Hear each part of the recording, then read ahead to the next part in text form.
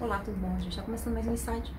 Hoje eu resolvi falar meio pouquinho fora do mês, né? A gente está entrando em outubro, mas enfim, teve uma sequência de pautas importantes que eu fiz agora nos últimos programas. Então eu quis propositalmente, foi proposital, deixar fora, né, do mês que representaria a questão do suicídio. Por quê? Porque o mês que representaria o suicídio a gente estaria falando em setembro e a gente agora está em outubro entrando, né, primeira semana. Então assim, foi proposital, foi proposital. O mês do suicídio está representado pela cor amarela, que é o mês de setembro. Eu não entendi muito bem essa seleção de cores, né? Eu trabalhei muito, foi uma das áreas que eu mais trabalhei, foi a área com pacientes suicidas, né? Que eu tive a honra de tê-los comigo, ainda tenho alguns pacientes com essas características, são pessoas valorosas, né? Tive muito aprendizado, um aprendizado forçado, dolorido, mas importante, são pessoas valorosas, enfim. E a gente vai saber por quê, por que acontece, por que a gente, como a gente chega nisso, né? Sim, porque eu posso chegar, você também, né? Então, mas por quê? Vamos saber as causas, o porquê, o que desencadeia, né? E nisso eu tenho um pouquinho mais de, digamos assim, também não deixa de ser meu território, né? Esse e também relacionamentos. Mas vamos lá saber um pouquinho mais? Bom, a gente tem no suicídio, erroneamente, as pessoas acham, né? O que é um suicida, né? O que é uma pessoa suicida? Uma pessoa que tem uma ideação a respeito de, em algum determinado momento, consciente ou não,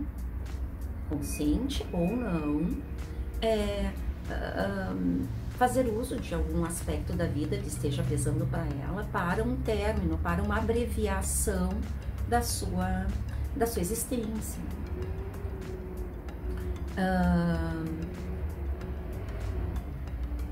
Aí a gente vai seguir assim, ó,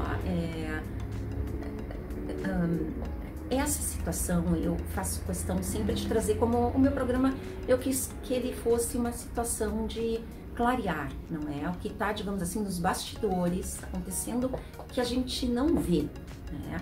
Mas que é da minha área, do meu mundo é psicologia, eu costumo dizer, esse mundo eu domino. O que está nos bastidores, né? A questão, nós nascemos com pulsões, que seriam assim, como é que eu posso dizer? Seriam tipo uns impulsos, grotescamente falando, seriam impulsos, né? Que você tem controle ou não. Você escolhe, em algumas ocasiões, ter o controle, outras esse controle te escapa. Essas pulsões, nós chamamos, que são esses impulsos, né? E é nesses impulsos que mora o perigo, eu digo para um profissional, para sacar esse momento do seu paciente, né? Esse impulso é uma linha tênue, muito tênue, não é? E os senhores vão entender isso rapidamente, né? Mas esses impulsos eu quero dar um breve entendimento. Esses impulsos, a grande maioria das vezes, não são conscientes. Nós nascemos com isso. Segundo a minha linha, que é freudiana, né, que é da psicanálise e da psicoterapia psicanalítica, esses impulsos, eles são claramente, satisfazem duas linhas distintas, incongruentes, antagônicas, né? Essas linhas seriam a de vida e a de morte. Nós passamos isso, isso que traz a obra do Freud, né? Eu estou traduzindo aqui, né? Mas o que é isso? O que é isso, Virgínia, né? Vamos ver. Nós passamos isso no dia a dia, inconscientemente a gente faz isso. Tipo, né? Vamos, né? Você sabe que aquilo não dá para você fazer e você vai lá e faz. Consciente ou inconsciente, ou você sabe que aquela pessoa não aguenta aquilo e você desfere aquilo contra a pessoa. São aspectos de, digamos assim, ataque e defesa que a própria pessoa faz sobre ela, não é? Ou que vem do mundo externo que ela também não sabe nomear e não consegue coordenar isso muito bem. Ou até assim, ó, chega num limite estratosférico que ela não aguenta mais. Vamos diferenciar isso? O que seria esse limite estratosférico que a pessoa não consegue lidar? Um bullying, um assédio. Isso pode levar a um suicídio, claro. Aspectos de pressão, aspectos de comportamento até financeiros. São aspectos externos dessa pessoa. São aspectos externos que vão ativar esses impulsos de uma forma mais tênue, porque geralmente esses impulsos estão na própria pessoa, não é? Eu vou ativá-los conforme tiver, digamos assim, o meu limite estratosférico. Passou do limite, eu vou ativar isso inconscientemente, na grande maioria das vezes inconsciente. E como acontece isso na pessoa? Eu falei de aspectos externos que podem influenciá-la. Agora vamos falar de aspectos, então, os aspectos externos. Drogadição de um filho, que essa pessoa descubra, ou não aguente, descobriu que, sabe, depois de ter 2, 3 filhos, que não aguenta os afazeres da casa, um marido alcoólatra, uma pessoa que assedia, que ela não aguenta mais, né? Desmoralizações, bullying. Isso vem do externo, não é? Que ela talvez não saiba compartimentar. Isso tem que ser compartimentado rápido, isso tem que ser nomeado e freado, não é? Inclusive pela sociedade. A sociedade que eu falo são amigos, são pessoas próximas. Porque se um é irracional, não quer dizer que o secto deva ser também, né? Mas assim, e quais seriam? Isso ativa essas pulsões, esses impulsos de vida e morte, né? Agora, e os aspectos que estariam nela mesmo, né? Digamos que ela tem uma doença importante, não possa pegar sol, mas vai lá e pega sol. Não pode comer determinado alimento, vai lá e come determinado alimento, né? Não pode beber, vai lá e bebe. Não pode caminhar sozinha, vai lá e caminha. Então seriam aspectos que há uma procura velada por alguma coisa importante que lhe cause um desconforto. E aí a gente vai para... Então eu mostrei os aspectos externos das pulsões ou impulsos, para a gente nomear mais facilmente, e os aspectos internos dela mesma, né? Que seriam situações que ela não colaboraria, digamos assim, não é? De forma inconsciente. Isso não acontece de forma consciente. Ó, eu vou comer aquilo porque eu tô afim. Não acontece. Tá? Bom, aí então nós temos isso bem definido. E os aspectos de vida quais são? Bom, aquele alimento me faz mal, não vou comer aquilo. Aquele sol pode causar câncer de tal em tal hora, não vou ir para aquele sol, não é? Isso a gente vê muito seguido nos jovens, nos adolescentes, né? Por quê? Porque eles querem experienciar tudo sem medo, sem perigo. As crianças também me perguntaram uma vez, mas doutora, a minha filha faz isso também, ela faz... Não, mas daí essa menina não conhece, ela está aprendendo a conhecer. Um adolescente, ele sabe que, por exemplo, se ele colocar a mão no fogo, se ele se jogar do precipício, ele tem grande probabilidade de falecer, não é? Então, há uma brincadeira, tanto é que a gente vê aquelas situações de calouros, de entradas em faculdade, que eu bem explicitei no programa anterior, justamente nessa fase de adolescência. São brincadeiras importantes e que acabam com a vida, porque não há limite entre a saturação da vida. Esse limite é passado por cima, não é? É como se aquilo ali fosse uma brincadeira, típico de adolescentes que desconhecem ainda, não é desconhecem, eles brincam com o perigo. Há uma brincadeira com o perigo, não é? Há uma situação de desafio como é que eu posso dizer? Há uma situação de desafio realmente do perigo. Essa pessoa não se dá conta, não é? Ou se dá conta, mas ela quer igual, digamos assim, enfrentar aquele perigo. Ela acha que tem, digamos, se a gente fosse levar para um programa antigo, ela acha que ela tem um corpo fechado, que aquilo não vai acontecer com ela. Eles se acham espertos, né?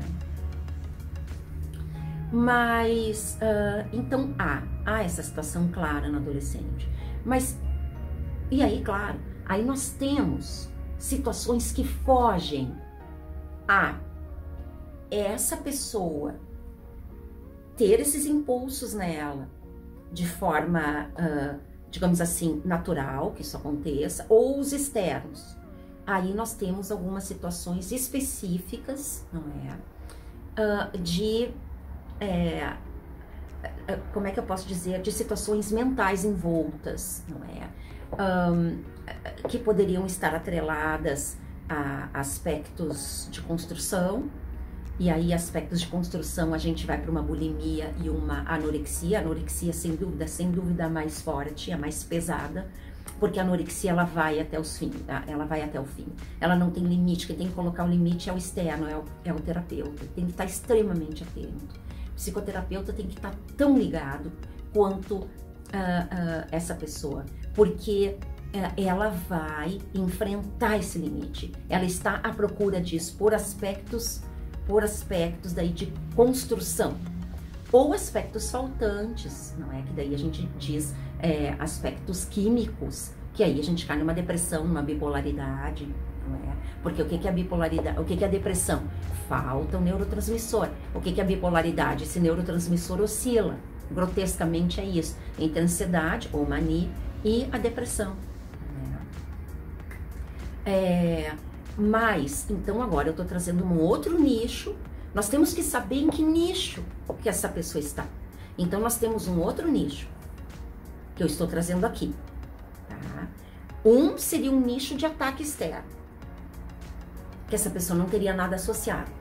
O outro seria um nicho de aspectos dela, por algum momento, por alguma situação que ela não sabe lidar e que também não teria nada associado. Outro nicho, que então nós estaríamos lidando diretamente com questões mentais, questões importantes. E aí eu incluo síndromes. Existem síndromes específicas em que esses pacientes vivem, são raríssimas. Eu tive como colocar, não é? Eu tive o prazer de poder lidar com isso. É muito raro um psicólogo ter contato com esse tipo de síndrome. São síndromes raras, né? Onde o paciente ele tem uma ideia que ele está morto. Ele já sabe, ele tem uma ideia que ele já faleceu. É tão rara essa síndrome, não é? Então você tem que trazê-lo a dados de realidade. Você foi uma descoberta até para mim, não é? Porque eu desconhecia isso por completo, não é? E eu tive 2 casos importantes disso, bem complexos, né? Então, assim, ó, essa pessoa sente, inclusive, os relatos que a mim vieram, era que essa pessoa sentia-se velada, ela sentia-se com cheiros da morte mesmo, né? Esses eram os relatos. Doutora, eu estou morto de fato, já estou morto. E eram pessoas jovens, inclusive, assim, com vida pela frente, assim, com aspectos saudáveis. E esses pais lutando desesperadamente para tirar esses filhos desse marasmo, porque assim... E aí, então assim, agora eu trouxe agora aspectos inerentes a essa pessoa, que são aspectos mentais, de construção, como é o caso, então, como eu falei, bulimia, anorexia, exemplos, né? Como é o caso, claro, até uma psicopatia, porque não, né? Uma psicopatia importante. Se bem que, ouçam bem, eu não falei isso no programa de psicopatas, é muito difícil que um psicopata faça mau uso da vida dele. A ideação é mau uso da vida do outro, porque ele sente prazer em ver isso, de forma perversa, porque nós já falamos, é a perversão que está instaurada ali. Até o meu último programa foi sobre perversão, eu falei sobre isso. Mas enfim, então nós vimos mais um grupo, acabamos de ver agora mais um grupo, claro, de acabamos de ver agora, então, mais um grupo do porquê do suicídio, que seriam questões relacionadas a aspectos mentais mesmo, aspectos de síndromes, aspectos de alguma patologia associada importante. Como eu falei agora, anorexia, pode ser até um bullying, uma droga, uma drogadição que leva esse adolescente a uma overdose. Então, seriam os aspectos de adições, ou até, por que não, também o alcoólatra, que o leva a cometer situações importantes, né? Eu digo em matéria de direção perigosa, em matéria de se colocar em risco. Quem nunca viu um alcoólatra, até eu dei esse exemplo no outro programa, quem nunca viu um alcoólatra caminhando, bebendo no meio de carros, né? Então, assim, se expondo, né, em faixas de alta velocidade. Mas, bom, aí agora, acho importante a gente diferenciar. E muita atenção no que eu vou falar, porque isso foi a minha experiência. Isso não está em livros. Isso foi a minha experiência de quase 30 anos. Eu já fui, digamos assim, eu fui a forceps obrigada a lidar com isso, porque foi um dos meus primeiros trabalhos. Eu assumi direto a gerência geral de um hospital psiquiátrico que tinha isso. Então, eu recém estava entrando na faculdade, eu fui obrigada. Era uma responsabilidade tremenda, mas eu soube lidar. Não digo com tranquilidade, né? Porque a gente fica... Mas eu consegui lidar por um bom tempo com isso. E foi bem pesado, né? Assim, para primeiro contato foi bem pesado. Mas assim... então isso que eu vou dizer não está em livros, né? Dizem, e aí a gente vai para os sintomas, né? O que acomete, o que chama atenção para um suicídio, uma pessoa com suicídio importante, né? Seriam aspectos dessas patologias que eu falei agora, né? Que sim, tem que ficar atento. Numa anorexia não tem como não ficar atento, né? Numa síndrome dessas também não, porque essa pessoa sente que está morta. Então, assim, essa pessoa ela não vai almoçar. Esses aspectos, o que caracterizaria essa patologia, então, que eu esqueci só de falar? Essa pessoa não sentia fome, não tinha horários. Por ela poderia dormir o dia inteiro, como se ela estivesse já enterrada. Essa é a sensação que vem a nós, essa é a verbalização que vem a nós. Essa pessoa já se sentia enterrada, viva, não é? Ela se sentindo morta, mas a gente conseguindo essa fala, inclusive esta fala que eu estou tendo com os senhores, eu não conseguia, porque foi muito, assim, muito intenso, né? E aí nós temos outros aspectos também, e aí eu vou trazer essa situação à tona, que eu acho bem importante, né? Com tentativa suicida por situação medicamentosa, importantes, né? Que conseguiram serem salvos a tempo, tipo a medicação, conseguiram fazer uma intervenção cirúrgica de tal forma que essa medicação não houve, assim, os médicos conseguiram atuar a tempo de tal forma que não pudesse essa medicação entrar assim com toda a carga na corrente sanguínea. Para circular, porque claro, seria uma overdose interna, pacientes suicidas com objetos cortantes, armas brancas ou não,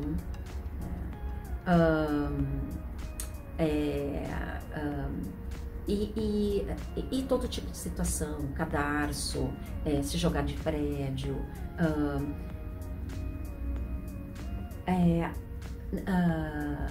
eu tive, eu inclusive explicitei, eu tive uma situação assim com uma paciente minha, foi muito difícil de lidar, porque para o terapeuta também ficam aspectos assim, por mais que a gente saiba que fazia uso de alguma outra substância, ficam aspectos importantes de uma falha, né? Em algum aspecto, eu estou me expondo aqui, né? Mas o meu programa é para isso. Eu não vim para cá para fazer colorido. Eu estou falando, estou tentando trazer à luz. Nós somos humanos. Claro que eu carrego tanto a figura dessa paciente, né, a alegria dela despojada no dia a dia, em contato comigo, né, e o sofrimento dela que a levou.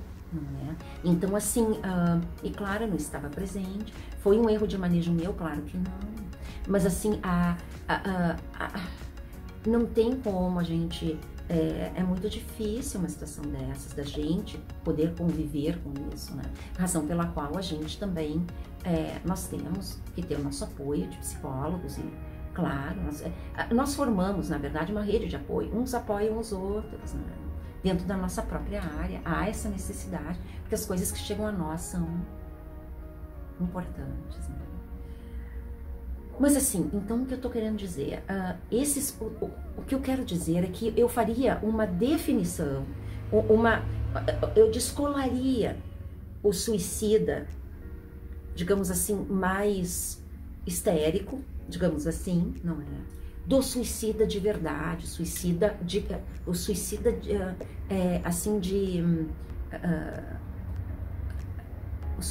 de verdade, aquele suicida que realmente seria para nós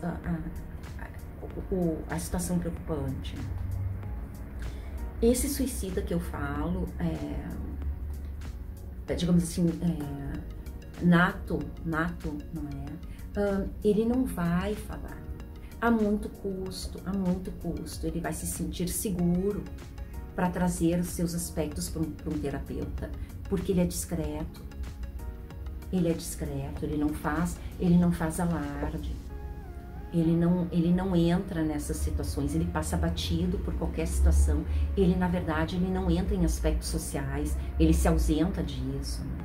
Muitos podem confundir isso com aspectos de embotamento, de fato é, né? Houve um peso tão grande para se carregar que acabou levando essa pessoa a isso. A sensação, e aí então, e só nisso, eu traria, então, para esse outro grupo, eu traria, digamos assim, este outro grupo de suicidas que eu estou falando, eu os traria uma situação de uma depressão muito profunda, né? De uma depressão, como é que eu posso dizer, de uma depressão maior, não é? São aspectos existenciais, da falta desses aspectos. Houve ali uma perda em algum momento, desse fio terra, né? Com essa pulsão, aquilo que eu falei lá no início, de vida, não é? Há uma ligação direta com essa pulsão de morte, e não necessariamente com aspectos inatos, tipo dessa síndrome que nasceu com isso, que eu também colocaria nesse segundo grupo, os depressivos maiores, e essa síndrome que eu tratei especificamente, e alguns quadros de anorexia importante, alguns quadros de anorexia, porque são silenciosos. Eles vão procurando isso de uma maneira muito velada. Eles não vêm a você te chamar atenção, não vêm. Eles guardam para eles esses aspectos, e só eles sabem o momento em que isso vai se manifestar. E eles sabem que isso vai se manifestar em algum momento. Então, assim, a atenção nossa, de terapeutas, de fora, para mim, quando eu peguei esse manejo, quando eu entendi, eu conseguia já dividir os grupos, e dentro dos grupos eu já conseguia entender, interagir, interpretar rapidamente e estar mais presente a esse segundo grupo que sim, aí eram os verdadeiros, eram os de carteira, não é? Então, o que eu estou querendo dizer aqui em outras palavras? O suicida de verdade, ele não alarda, ele não vai dizer, eu vou me matar. Porque o vou me matar, sim, tem aspectos de chamamento de atenção, mas estaria figurando naquelas situações mais de adolescentes com bullying, de alcoolismo, são bipolaridade que chamam a atenção. Esse outro grupo que eu estou falando, eu estou descolando eu dentro do grupo de suicidas estou criando dois grupos. Um grupo que alarda e que, claro, a gente tem que ter atenção, mas não é o importante. E o outro, não é o importante, eu digo, não é o que o suicida de carteirinha, tá? E o outro sim. Aí sim, nós estamos falando de uma depressão. O suicida de verdade, ele está nos aspectos de depressão maior, não é sazonal, é de depressão maior, importantes, onde há um vazio existencial. Geralmente são pessoas maduras ou pessoas, muita atenção, o amadurecimento, eu não estou falando de idade, você pode pegar alguém de 80 anos e ser uma catástrofe. Eu estou falando em amadurecimento interno. Os contatos que eu tive eu tive jovens com essa síndrome que não tinham alegria no viver. Essa síndrome, inclusive, eram pessoas apáticas, lentas no caminhar, sentavam em qualquer lugar, não tinham aspectos de vaidade, porque já tinham perdido isso. E eram jovens lindos, né?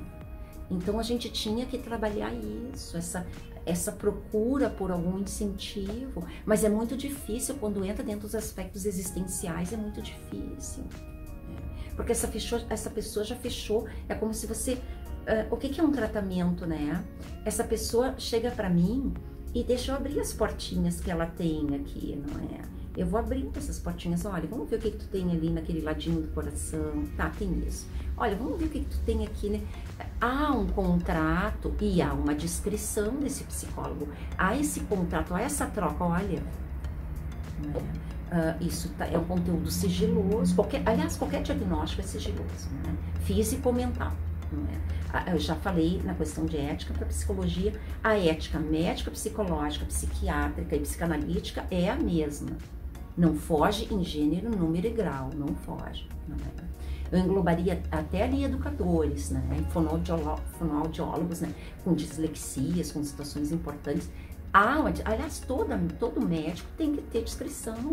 É prático. Você não pode pegar um diagnóstico e assim, ó, passar para enquete. Olha, o que será que ela tem? O que é isso? O que é isso?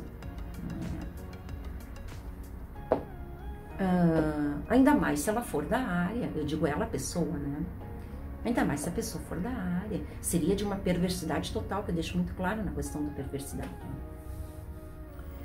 Mas... e muito cuidado com as rotulagens, que eu também falo no programa de rotulagens, muito cuidado. Até nós fecharmos que isso seria uma síndrome, nós passamos ali 1 ano, mais ou menos, com essa pessoa. Foi muito difícil. Mas assim,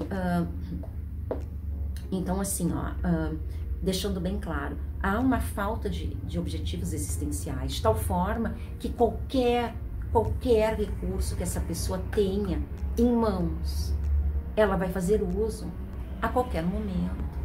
Então se fazia necessário a presença de um psicólogo 24 horas por dia. Por quê? Porque havia necessidade dessas trocas importantes, de ter esse entendimento, tanto essa pessoa como esse psicólogo também a respeito dela, e ter essas trocas imediatas, né? Trazê-los a uma situação, no mínimo, tirá-los dessa situação de depressão maior e trazê-los para essa situação do outro grupo. Era o meu trabalho. O meu trabalho era puxá-los para esse outro grupo. Não é que pudesse só verbalizar e não necessariamente agir. Então, teoricamente, eu estou dividindo aqui eu sou um pouco, não é polêmica, porque foi minha construção isso, não é? Então assim, ó, foi meu entendimento, foi meu trabalho, eu trabalho diretamente com esse tipo de paciente. Então o que eu pude perceber, eu posso pegar dentro dos pacientes suicidas e dividi-los em 2 grandes grupos. O grupo que alarda, olha, vou me matar, não sei o quê, tu não me quer, vou me matar hoje. E o paciente quieto, você vai vendo que ele vai entrando assim. E aí eu vou dar um exemplo. E os senhores vão entender isso de uma forma muito rápida. Quem nunca viu, os senhores que com certeza lembram, aquelas pessoas de idade que o marido perde a esposa, ou a esposa perde o marido, que viveram 50 anos. Há um choro embutido, há há um sofrimento embutido, aquilo não apaga, é uma cicatriz, aquela cicatriz está sangrando. E assim a gente nota quando o mal toca, aquilo vem à tona, com aspectos de choro, falta existencial. O que está faltando ali? Atenção, abraço de verdade. Por que eu falei que a gente não pode fazer TV, que para nós não cabe, a nós não cabe representação? Porque tem aspectos de verdade. Se eu representar para uma pessoa dessa, ela se mata no dia seguinte. Por quê? Porque tem que ter aspectos de verdade. Eu já chorei junto, fui chamada a atenção, mas eu não vi problemas, e foi a minha situação que eu contrarrazoei. Eu não vi problemas em dizer que eu chorei também, porque o retorno que eu tive do meu paciente foi, eu vi que a senhora pegou comigo, eu vi que a senhora sentiu comigo, e senti mesmo, óbvio, a gente sente mesmo, as situações são pesadas, não é? Senti o sofrimento, senti a conquista, não é? Comemoramos a conquista, mas nem todas as situações são assim. Essa síndrome, infelizmente, não tem cura. Então, essa pessoa vai ter que conviver com isso pro resto da vida. E estar fadada a ter sempre um acompanhamento. Se ela quiser. Muita atenção. Se ela quiser. Essa pessoa era maior idade, ela procurava. Então, assim, então eu tô trazendo situações muito importantes. A gente tá falando em aspectos existenciais. Tratamento. E aí sim, isso pode durar de meses a anos, né? A gente está falando de um episódio maior, pode ser de 6 meses a uns 2 anos, tranquilamente. Ainda mais se envolve lutos. E o luto que eu falo aqui não é só perdas, né? Não é só perda, é perda de uma família, ou um marido que foi embora, ou um filho que faleceu. Nós estamos falando em perdas importantes, de coisas assim que eu atendi, que essa mãe não entrava no quarto e o quarto estava montado há 5 anos. Nós temos um exemplo também de uma comoção mundial, que eu soube de aspectos importantes, né? Que são esses desastres, como nós tivemos, infelizmente, aqui, com perda de vários jovens. Eu não vou me reportar, nomear a situação, mas foi uma situação pesada, que vários vivenciaram juntos. Não tem para onde tu olhar que tu tem aspecto de felicidade, é uma comoção geral. Mas então é isso, tratamento, não é? Com certeza, qualquer um dos 2 grupos aqui que eu trouxe são aspectos medicamentosos, sem dúvida alguma. Acompanhamento psiquiátrico, psicológico, não é? Acompanhamento nutricional, sem dúvida alguma. Acompanhamento de AT, que a gente chama de atendimento acompanhamento terapêutico, que é uma pessoa que fica disponibilizada, porque a tentativa de suicídio é a qualquer momento. Nós não podemos inferir, olha, vai acontecer agora, daqui a pouco. De tal forma que nós tínhamos que tirar cadarços, nós tínhamos que tirar, não podia entrar com headphone, essas coisas que para nós é uma coisa normal, ele não podia entrar, a linha não podia entrar, nada. Nós tínhamos que fazer uma revisão geral, inclusive camisas, né? Camisas de manga longa, nós não permitíamos também. São situações importantes, né, para os senhores entenderem. Então, assim, esses são os aspectos da minha realidade. Né? Mas assim, então essa é uma terapia, a que mais se beneficia é de psicoterapia psicanalítica, porque para eu chegar e tentar frear nisso, a gente vai ter que mergulhar. Aí sim, não é? Tira a boia de braço e vamos embora, né? E o terapeuta vai junto, o terapeuta vai acompanhando esse mergulho no tempo do paciente. Nós temos esses aspectos de depressão maior em jovens, também temos.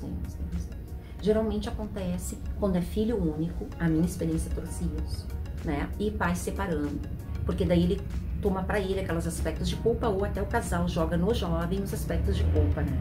Então muita atenção em pôr culpa, tanto em criança como em jovens. Muita atenção.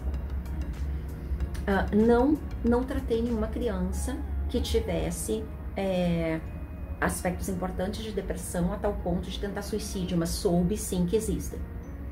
Existem crianças que tentam também.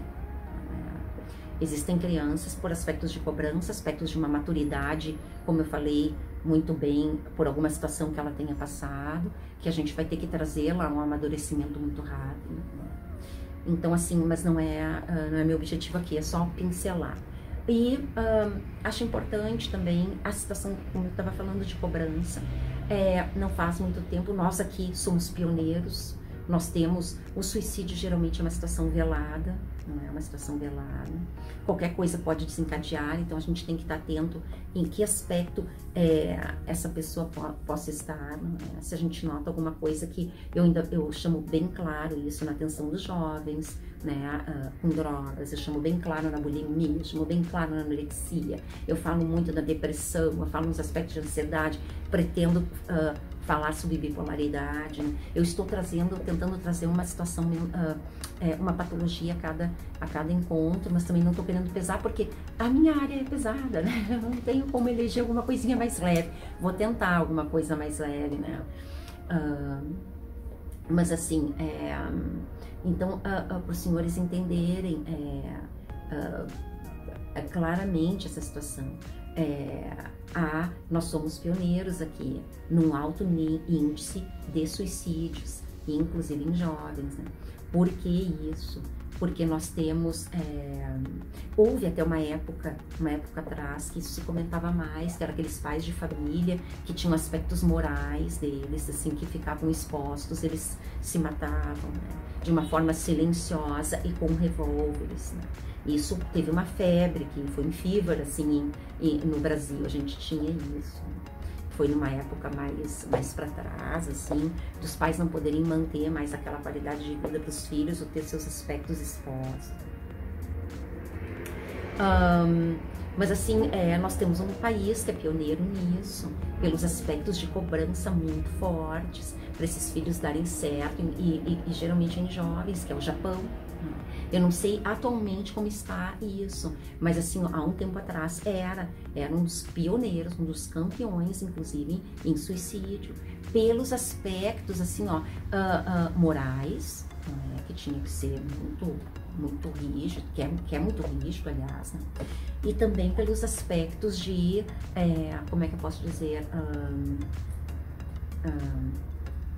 pelos aspectos de cobrança sociais, né? E também assim, porque também havia um controle de natalidade, então assim, toda a como é que eu posso dizer, toda a perspectiva estava depositada naquele filho, não é? De levar adiante a situação familiar, e isso é muito comum. A gente volta lá atrás na escolha profissional, tipo assim, olha, tu vai ser eleito para isso, desviando completamente da rota do que aquele adolescente quer, né? Tu vai fazer isso, porque teu pai é isso, vai ser médico, porque teu pai é médico, tu vai ser, sabe, tu vai levar adiante digamos assim, digamos assim, o nome da família, tu vais levar adiante a tradição da família, sendo que para o adolescente seria a saga da família, né? Porque ele vai ter que levar assim, é uma via crucis, porque não é aquilo que ele quer. Mas assim, fica depositado sobre ele aquela situação. Mas para os senhores verem como isso reverbera, e claro, lá era uma situação assim mundial. E aí assim, o que eu saliento, né? Que também foi um aspecto que eu vou me estender um pouquinho nesse programa, mas eu acho importante. Que são tudo dados, né? O que eu saliento, tá? Muito, é tipo assim, geralmente, e muita atenção ao que eu vou dizer agora também. Tá? Quando há algum aspecto de comoção, numa cidade, num colégio, alguma coisa, como esses massacres que existem nos Estados Unidos, ou como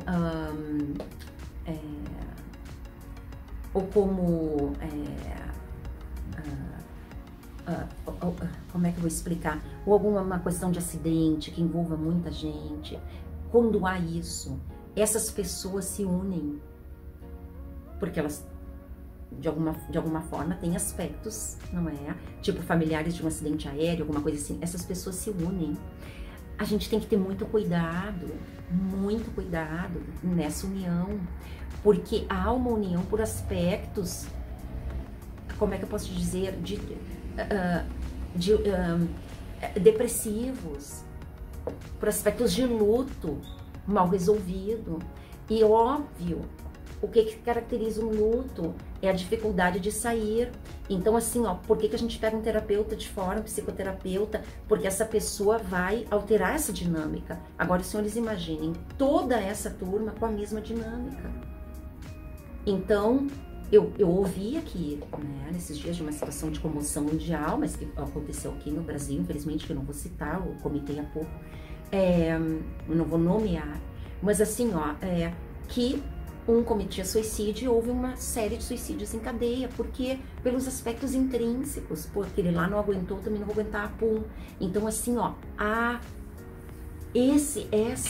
gente tem que quebrar essa dinâmica. Então, não é aconselhável, o que eu estou tentando traduzir, não é aconselhável, duas coisas, tá? Fazer um grupo com pacientes suicidas, porque os aspectos que eles vão trazer vão influenciar o outro grande grupo, não é? Que são aspectos pesados, não é de brincadeira, não. Se eles conseguirem falar, vão ser aspectos pesados, porém pode reverberar de uma maneira errada numa outra pessoa, que vai se utilizar desse peso que essa pessoa tem. Porque o que é isso? É um arrastar de corrente, arrastando correntes com aquelas bolas de ferro desse tamanho, tá levando de arrasto. Então, assim, nós temos que achar a chave desse cadeado. Essa é a função do terapeuta. Junto com essa pessoa, nós vamos atrás correndo de uma chave, aonde ele possa ter deixado, esquecido essa chave. Então, assim, ó, deixando claro, não se faz grupos com pacientes, pelo menos do grupo de suicida, desse segundo grande grupo de depressão maior. Jamais, não é aconselhável, eu sei porque eu fiz isso. Eu experienciei isso. Não aconselho. Né? Esse tipo de paciente é um tratamento individual. Pode ter um convívio social, mas não grupos, não grupos, não grupos. Então, assim, eu tô alertando também colegas, né? Porque não traz benefício. Não traz benefício. E eu soube que isso também foi muito utilizado nessa última situação, que eu não teria feito uso disso. Porque acaba, digamos, a grosso modo, o tiro saindo pela culatra, acaba reverberando nos demais, que estão com a ideação, mas não estão com ela completa. Então, um aconteceu, os outros já vão tentar um alívio mais rápido. Ó, ele achou esse caminho, então vamos, né? Mas isso é só um chamamento de atenção. É um assunto pesado, a gente tem que estar alerta. Dentro dos dois grupos eu ficaria alerta aos que não verbalizam, né? Como eu disse, o suicida de verdade, ele não vai chegar gritando, não. Ele é quieto, ele é discreto, ele é elegante. Você tem que perceber ele no olhar. Ele não vai alardar, ó, tô me matando, não. E geralmente quem alarda, e eu vou contra um pouco, a gente tem que ficar atento, mas não é esse o público que é o paciente de verdade, que corre o risco de verdade, né? Aí nós temos sim, então essa segunda categoria claramente, que está envolvendo ali depressão maior, síndromes e algumas patologias como anorexia. Né, que eu deixei claro em programas anteriores, né? Os senhores vão me acompanhando, eu vou clareando as ideias. Claro, é uma situação difícil. Não, tem cura? Não, a depressão maior, não. Nós podemos amenizá-la, nós podemos atenuá-la com acompanhamentos, essa pessoa eventualmente se passando essa fase de luto, ou passando essa fase de como é que eu posso dizer, dessa depressão maior, não é? Esse episódio, não é? Nós acompanhando, há uma condição de ter uma qualidade de vida melhor, mas não há cura, não. Para esses pacientes não há cura, infelizmente, né? E a gente tem que estar tendo 24 horas por dia, 365 dias do ano. É isso, né? São queridos, são valorosos, uma das minhas melhores experiências. Ainda tenho pacientes com essas características, assim, complicadas, pesadas, né? E é isso, né? A gente tá na vida, isso acontece, né? O social, o que pode contribuir, né? Em não fazer deboches, em trazer essa pessoa para o seu convívio, demonstrações de carinho, afeto, mais verdadeiros, né? Se uma mãe perdeu esse pai, vai lá e abraça, esteja mais presente na vida dessa mãe, fica abraçado com ela, sabe? São momentos, a vida são momentos. A gente não sabe se vai perder 3, 4 anos, assim, não sabe se o dia de amanhã vai acontecer, então haja de forma madura, não é? E é isso. O assunto eu sei que é pesado, ele é polêmico, né? Mas essa foi a minha experiência e eu assino embaixo. É isso aí. A gente volta a se falar semana que vem para mais mensagem, tá? Boa semana pra você. Tchau.